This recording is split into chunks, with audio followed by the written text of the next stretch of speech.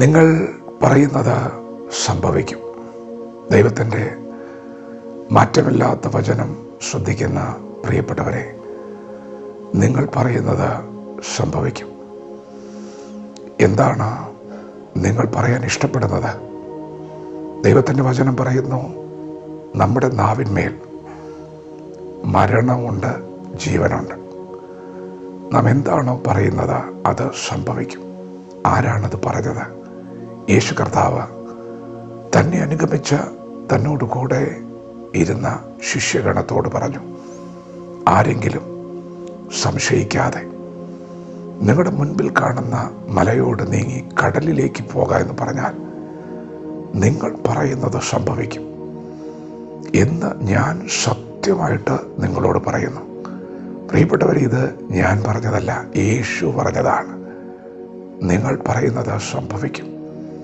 ദൈവം എന്താണ് പറഞ്ഞതെന്നറിയാമോ? ദൈവത്തിൻ്റെ സൃഷ്ടിയിൽ ഏറ്റവും മഹനീയമായ സൃഷ്ടി നാം ഓരോരുത്തരുമാണ്. എന്നാൽ ദൈവത്തിൻ്റെ സൃഷ്ടിയായ ഭൂമി പാഴും ശൂന്യമായിരുന്നപ്പോൾ പാഴായ ശൂന്യമായ ഭൂമിയെ നോക്കി ദൈവം പറഞ്ഞു, വെളിച്ചം ഉണ്ടാകട്ടെ. ദൈവം പറഞ്ഞപ്പോൾ വെളിച്ചം ഉണ്ടായി. ദൈവം നമ്മോട് പറയുക, നീയും ഇന്ന് പകൽ പറയുന്നത് സംഭവിക്കും.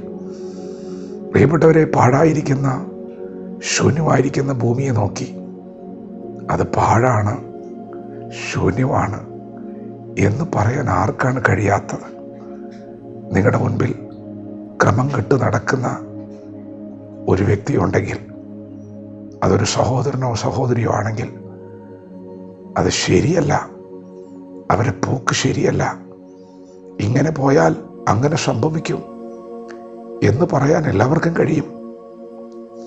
എന്നാൽ ഇന്ന് പകൽക്കാലം ആ വ്യക്തിയെ നോക്കി അവൻ രക്ഷപ്പെടുമെന്ന് പറയാമോ? ദൈവം നിന്നെ അനുഗ്രഹിക്കുമെന്ന് പറയാമോ? നീ നന്നായി വരുമെന്ന് പറയാമോ? നിങ്ങൾ പറയുന്നത് സംഭവിക്കും. ലോകം പറയുന്നത് പോലെ നടക്കാൻ പോകുന്ന ആ ദുർവർത്തമാനങ്ങൾ ഒരിക്കലും രക്ഷപ്പെടില്ല എന്നുള്ള വാക്കുകൾ പറയാനല്ല ദൈവം നമ്മെ വിളിച്ചത്. വെളിച്ചമില്ലാത്തിടത്ത് വെളിച്ചം ഉണ്ടാക്കാനാണ് ദൈവം നമ്മെ വിളിച്ചത്. ഇരുട്ട് നിറഞ്ഞ മണ്ഡലത്തിൽ വെളിച്ചം ഉണ്ടാക്കാനാണ് ദൈവം നമ്മെ വിളിച്ചത്. പ്രിയപ്പെട്ടവരെ, നിങ്ങൾ പാർക്കുന്ന ദേശം ഇരുള് നിറഞ്ഞതാണെങ്കിൽ നിങ്ങൾ പറയണം വെളിച്ചം ഉണ്ടാകുമെന്ന്. നിങ്ങൾ പറയുന്നത് സംഭവിക്കും. നിങ്ങളുടെ കുടുംബത്തെ നോക്കി, നിങ്ങളുടെ തലമുറകളെ നോക്കി, നിങ്ങളുടെ സഭയെ നോക്കി, നിങ്ങളുടെ സമൂഹത്തെ നോക്കി നിങ്ങൾ പറയുന്നത് സംഭവിക്കും. അത് സംഭവിക്കും. യേശുവാണ് പറഞ്ഞത് സംഭവിക്കും. യേശു ഒരത്തിയിൽ ഫലം തിരഞ്ഞു വന്നപ്പോൾ ഫലം കണ്ടില്ല.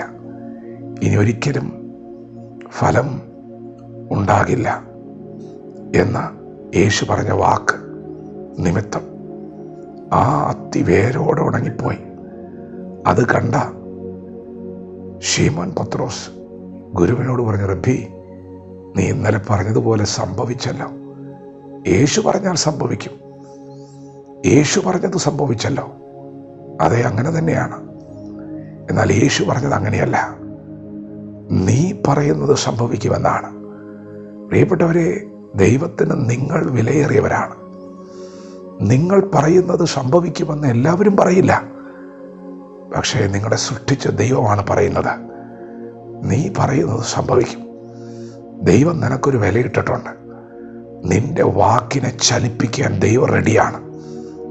നല്ലത് പറയാം, നന്നായി വരുമെന്ന് പറയാം, അനുഗ്രഹിച്ച് നന്മ നേരാം. ദൈവം നമ്മെ ഓരോരുത്തരെയും ഈ പകൽ അനുഗ്രഹിക്കുമാറാകട്ടെ. ആമേൻ.